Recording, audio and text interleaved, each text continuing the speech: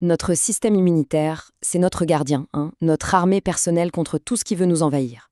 Mais que se passe-t-il quand cette armée, si bien entraînée, se trompe de cible? Ou pire, quand elle réagit de manière complètement folle? C'est ça, le paradoxe incroyable de l'immunologie. Notre plus grand protecteur peut parfois devenir notre pire ennemi. Et ces questions, on se les est tous posées un jour, non? Comment une simple cacahuète peut devenir une arme mortelle? Et plus étrange encore, pourquoi notre corps décide parfois de s'attaquer lui-même? Eh bien, la réponse à tout ça, elle tient en un mot, l'hypersensibilité.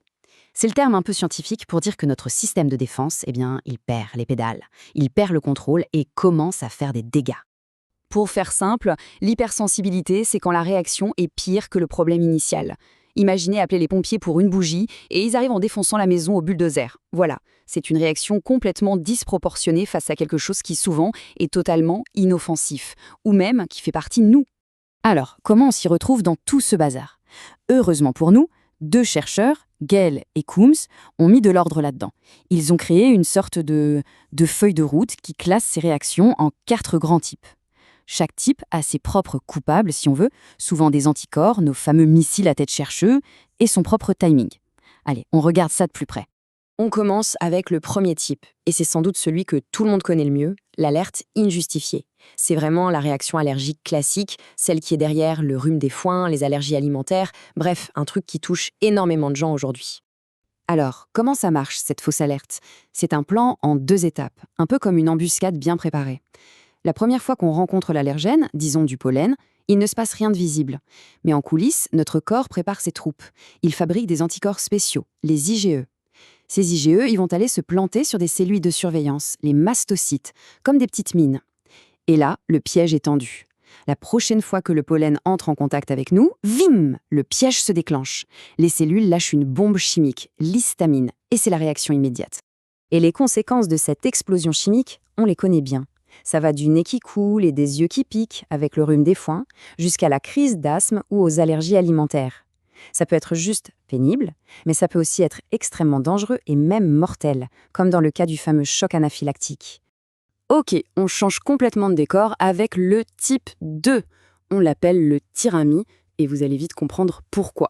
Ici, l'ennemi, ce n'est plus un truc qui vient de l'extérieur comme le pollen. Non, non, la cible, ce sont nos propres cellules. On bascule dans le monde de l'auto-immunité quand notre système de défense se retourne contre nous. L'idée, c'est vraiment ça. Le système immunitaire fait une erreur d'identification. Il voit une de nos cellules parfaitement saine et, pour une raison ou une autre, la prend pour une envahisseuse. Alors, il envoie des anticorps, cette fois des IgG ou des IgM, se coller dessus. C'est comme planter un drapeau ennemi sur une de nos propres forteresses. Et une fois que le drapeau est là, l'ordre est clair, détruire. Et pour la destruction, le système a 2 méthodes principales, toutes les 2 redoutables. La première, c'est d'activer ce qu'on appelle le système du complément. Pensez à ça comme une équipe de démolition qui vient faire des trous partout dans la cellule jusqu'à ce qu'elle éclate. La deuxième méthode, c'est la cytotoxicité. Là, on envoie les forces spéciales, les cellules tueuses NK, qui viennent liquider la cellule cible directement au contact. Peu importe la méthode, le résultat est le même. Une de nos propres cellules est détruite. Et ça donne quoi en pratique ce genre de tyramie?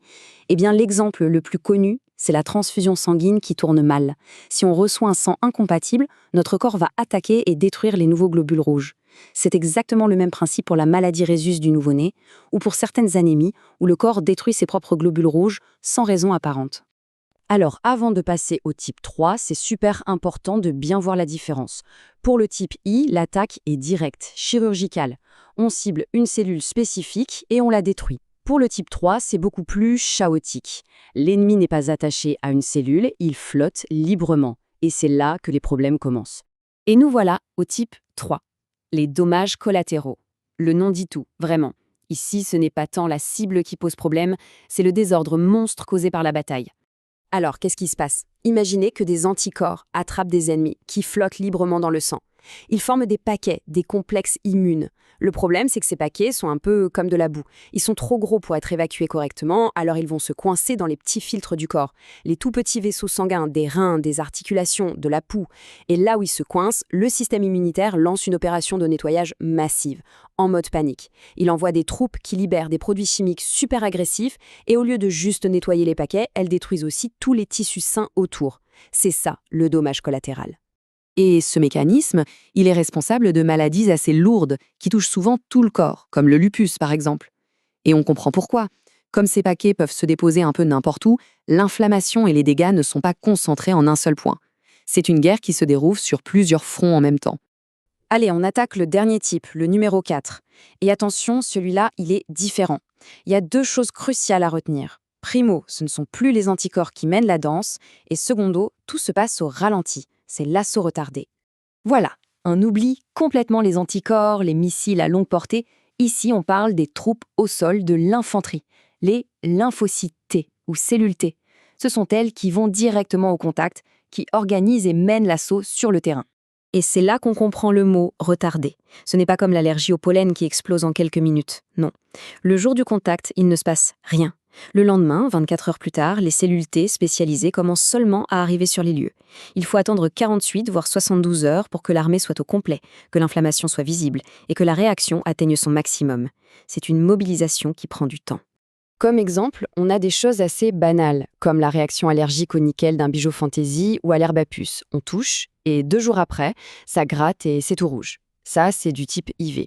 Mais ce même mécanisme peut être beaucoup, beaucoup plus grave. C'est ce qui se passe dans le diabète de type 1. Les cellules T, jour après jour, détruisent lentement, mais sûrement, les cellules du pancréas qui fabriquent l'insuline. C'est une guerre d'usure, un assaut implacable.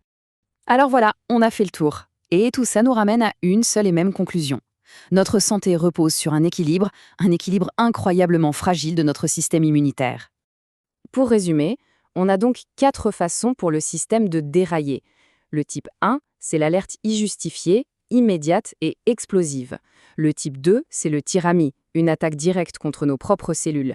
Le type 3, ce sont les dommages collatéraux, quand le nettoyage de la bataille cause plus de dégâts que la bataille elle-même. Et enfin, le type 4, l'assaut retardé, mené par les troupes au sol. 4 scénarios, 4 façons de rompre cet équilibre si précieux. Et ça nous laisse avec une question immense, une question pour le futur de la médecine. On sait entraîner notre système immunitaire à attaquer avec les vaccins. La vraie question, c'est est-ce qu'un jour, on pourra lui apprendre à ne pas attaquer, à se retenir, rééduquer notre propre armée intérieure pour qu'elle évite ces dérapages? C'est peut-être ça le prochain grand défi de l'immunologie.